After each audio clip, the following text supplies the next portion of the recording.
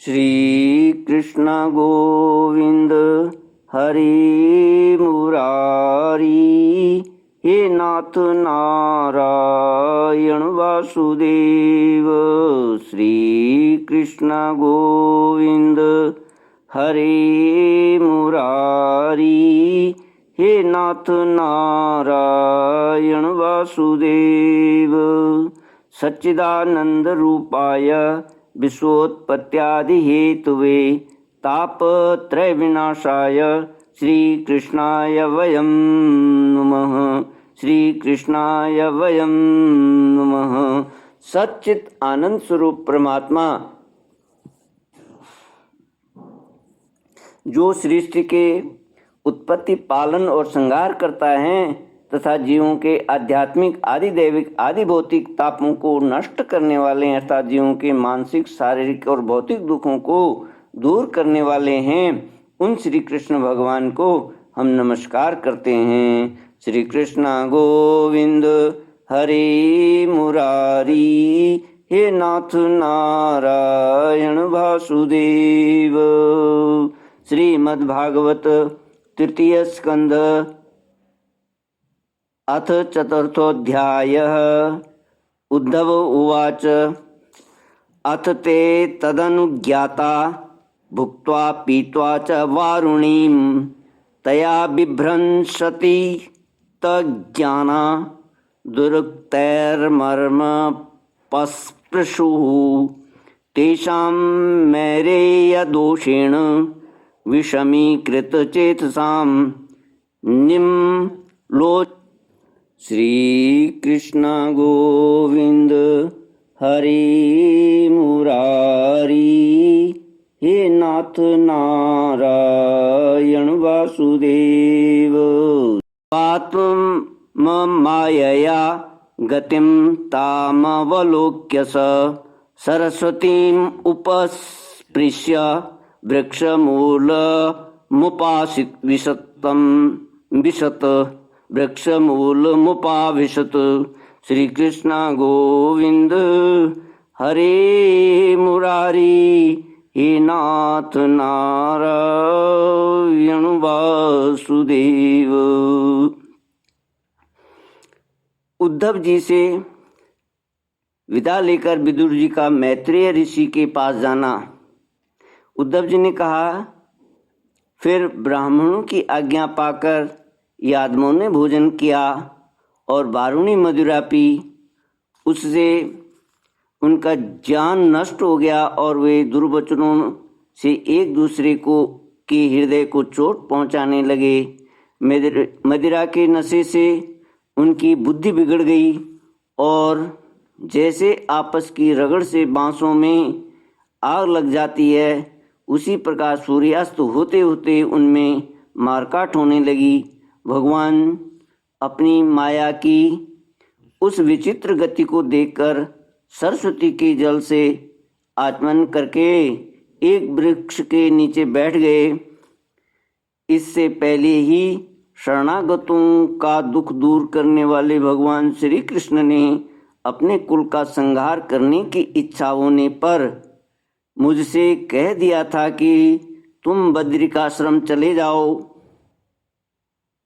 विदुर जी, इससे यद्यपि मैं उनका आश्रय समझ गया था, तो भी स्वामी के चरणों का वियोग न सह सकने के कारण मैं उनके पीछे पीछे प्रभास क्षेत्र में पहुंच गया। वहाँ मैंने देखा कि जो सबके आश्रय हैं किंतु जिनका कोई और आश्रय नहीं है, वे प्रियतम प्रभु शोभाधाम श्याम सुंदर सरस्वती के तट पर अकेले ही बैठे हैं। दिव्य विशुद्ध सत्व में अत्यंत सुंदर श्याम शरीर है। शांति से भरी रत्नारी आंखें हैं। उनकी चार भुजाएं और रेशमी पीतांबर देखकर मैंने उनको दूर से ही पहचान लिया।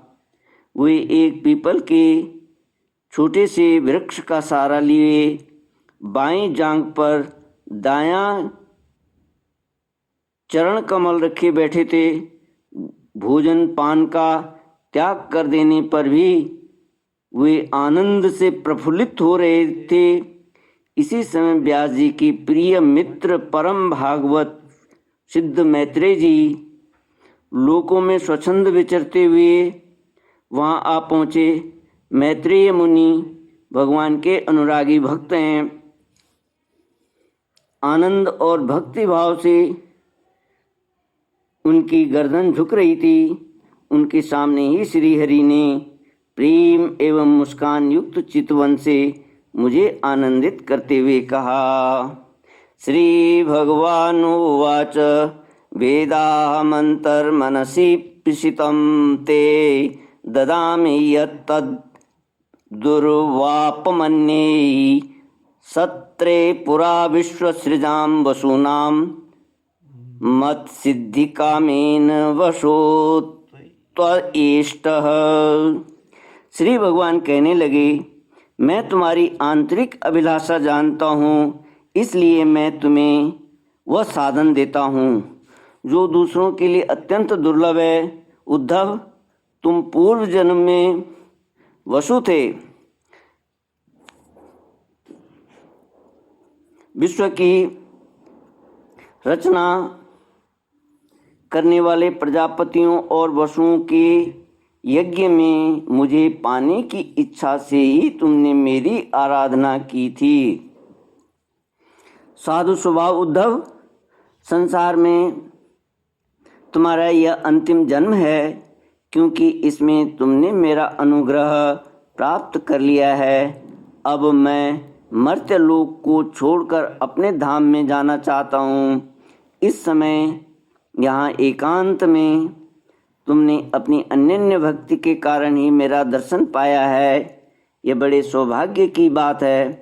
पूर्व काल पाद्मकल्प के आरंभ में मैंने अपने नाभि कमल पर बैठे हुए ब्रह्मा को अपनी महिमा के प्रकट करने वाले जिस श्रेष्ठ ज्ञान का उपदेश किया था और जिसे विवेकी लोग भागवत कहते हैं, वही मैं तुम्हें देता हूँ। श्री कृष्ण गोविंद हरे मुरारी, हे नाथ नारायण वासुदेव। विदुर जी, मुझ पर तो प्रतिक्षण उन परम पुरुष की कृपा बरसा करती थी। इस समय उनके इस प्रकार आदर पूर्वक कहने से स्नेहवश मुझे रोमांच हो आया। मेरी वाणी गदगद हो गई और नेत्रों से आंसुओं की धारा बहने लगी। उस समय मैंने हाथ जोड़कर उनसे कहा, स्वामिन, आपके चरण कमलों की सेवा करने वाले पुरुषों को इस संसार में अर्थ, धर्म, काम, मोक्ष, इन चारों में से कोई भी पदार्थ दुर्लभ नहीं है। तथापि मुझे उनमें से किसी की इच्छा नहीं है। मैं तो केवल आपके चरण कमलों की सेवा के लिए ही लालायित रहता हूँ। प्रभु, आप निष्प्रह होकर भी कर्म करते हैं, अजन्मा होकर भी जन्म लेते हैं, काल रूप होकर भी शत्रु के डर से भागते हैं और द्वारका के किले में जाकर छिप रहते हैं तथा स्वात्माराम होकर भी 16,000 स्त्रियों के साथ रमण करते हैं। इन विचित्र चरित्रों को देखकर विद्वानों की बुद्धि भी चक्कर में पड़ जाती है। देव, आपका स्वरूप ज्ञान सर्वथा अबाध और अखंड है, फिर भी आप सलाह लेने के लिए मुझे बुलाकर जो भोले मनुष्यों की तरह बड़ी सावधानी से मेरी सम्मति पूछा करते थे, प्रभु, आपकी वह लीला मेरे मन को मोहित सा कर देती है।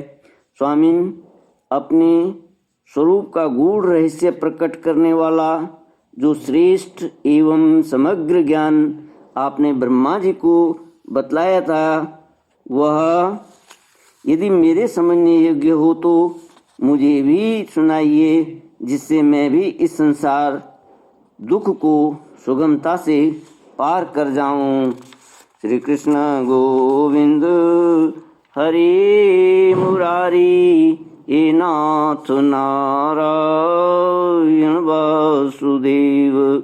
जब मैंने इस प्रकार अपने हृदय का भाव निवेदित किया, तब परम पुरुष कमल नयन भगवान श्री कृष्ण ने मुझे अपने स्वरूप की परम स्थिति का उपदेश दिया। इस प्रकार पूज्यपाद गुरु श्री कृष्ण से आत्म तत्व की उपलब्धि का साधन सुनकर तथा उन प्रभु के चरणों की वंदना और परिक्रमा करके मैं यहाँ आया हूँ। इस समय उनके विरह से मेरा चित्त अत्यंत व्याकुल हो रहा है। विदुर जी, पहले तो उनके दर्शन पाकर मुझे बड़ा आनंद हुआ था, किंतु अब तो मेरे हृदय को उनकी विरह व्यथा अत्यंत पीड़ित कर रही है। अब मैं उनके प्रिय क्षेत्र बद्रिकाश्रम में जा रहा हूँ, जहाँ भगवान श्री नारायण देव और नर ये दोनों ऋषि लोगों पर अनुग्रह करने के लिए दीर्घकालीन सौम्य, दूसरों को सुख पहुँचाने वाली एवं कठिन तपस्या कर रहे हैं। श्री कृष्ण गोविंद हरे मुरारी, हे नाथ नारायण वासुदेव। श्री सुखदेव जी कहते हैं, इस प्रकार उद्धव जी के मुख से अपने प्रिय बंधुओं के विनाश का असह्य समाचार सुनकर परम ज्ञानी विदुर जी को जो शोक उत्पन्न हुआ, उसे उन्होंने ज्ञान द्वारा शांत कर दिया। जब भगवान श्री कृष्ण के परिकरों में प्रधान महाभागवत उद्धव जी बद्रिकाश्रम की ओर जाने लगे, तब कुरुश्रेष्ठ विदुर जी ने श्रद्धापूर्वक उनसे पूछा। विदुर जी ने कहा, उद्धव जी, योगेश्वर भगवान श्री कृष्ण ने अपने स्वरूप के गूढ़ रहस्य को प्रकट करने वाला जो परम ज्ञान आपसे कहता है, वह आप हमें भी सुनाइए, क्योंकि भगवान के सेवक तो अपने सेवकों का कार्य सिद्ध करने के लिए ही विचरा करते हैं। उद्धव जी ने कहा, उस तत्व ज्ञान के लिए आपको मुनिवर मैत्रेय जी की सेवा करनी चाहिए। इस मर्त्यलोक को छोड़ते समय मेरे सामने स्वयं भगवान ने ही आपको संदेश करने के लिए उन्हें आज्ञा दी थी। श्री सुखदेव जी कहते हैं, इस प्रकार विदुर जी के साथ विश्वमूर्ति भगवान श्री कृष्ण के गुणों की चर्चा होने से उस कथामृत के द्वारा उद्धव जी का वियोग जनित महान ताप शांत हो गया। यमुना जी के तीर पर उनकी वह रात्रि एक क्षण के समान बीत गई। फिर प्रातःकाल होते ही वे वहाँ से चल दिए। श्री कृष्ण गोविंद हरे मुरारी, हे नाथ नारायण वासुदेव। राजा परीक्षित ने पूछा, भगवान, वृष्णि कुल और भोजवंश के सभी रथी और यूथपतियों के भी यूथपति नष्ट हो गए थे, यहाँ तक कि त्रिलोकीनाथ श्री हरि को भी अपना वह रूप छोड़ना पड़ा था। फिर उन सब के मुखिया उद्धव जी ही कैसे बच रहे? श्री सुखदेव जी ने कहा, जिनकी इच्छा कभी व्यर्थ नहीं होती, उन श्री हरि ने ब्राह्मणों के शाप रूप काल के बहाने अपने कुल का संहार कर अपने श्री विग्रह को त्यागते समय विचार किया था। अब इस लोक से मेरे चले जाने पर संयमी शिरोमणि उद्धव ही मेरे ज्ञान को ग्रहण करने के सच्चे अधिकारी हैं। उद्धव मुझसे अणुमात्र भी कम नहीं है, क्योंकि वे आत्मजयी हैं, विषयों से कभी विचलित नहीं हुए। अतः लोगों को मेरे ज्ञान की शिक्षा देते हुए वे यहीं रहें। वेदों के मूल कारण जगत गुरु श्री कृष्ण के इस प्रकार आज्ञा देने पर उद्धव जी बद्रिकाश्रम में जाकर समाधि योग द्वारा श्री हरि की आराधना करने लगे। गुरु श्रेष्ठ परीक्षित, परमात्मा श्री कृष्ण ने लीला से ही अपना श्री विग्रह प्रकट किया था और लीला से ही उसे अंतर्धान भी कर दिया। उनका वह अंतर्धान होना भी धीर पुरुषों का उत्साह बढ़ाने वाला तथा दूसरे पशु तुल्य अधीर पुरुषों के लिए अत्यंत दुष्कर था। परम भागवत उद्धव जी के मुख से उनके प्रशंसनीय कर्म और इस प्रकार अंतर्धान होने का समाचार पाकर तथा यह जानकर कि भगवान ने परम धाम जाते समय मुझे भी स्मरण किया था, विदुर जी उद्धव जी के चले जाने पर प्रेम से विवल होकर रोने लगे। इसके पश्चात सिद्ध शिरोमणि विदुर जी यमुना तट से चलकर कुछ दिनों में गंगा जी के किनारे जा पहुँचे जहाँ मैत्रेय जी रहते थे। श्री कृष्ण गोविंद हरे मुरारी हे नाथ नारायण वासुदेव। इति श्रीमद्भागवते महापुराणे पारमहंस्यां संहितायां तृतीयस्कन्धे विदुरोद्धव संवादे चतुर्थोऽध्यायः। ओम पूर्णमदः पूर्णमिदं पूर्णात् पूर्णमुदच्यते पूर्णस्य पूर्णमादाय पूर्णमेवावशिष्यते। ओम शांति शांति शांति। हरि ओम श्री गुरुभ्यो नमः। हरि ओम।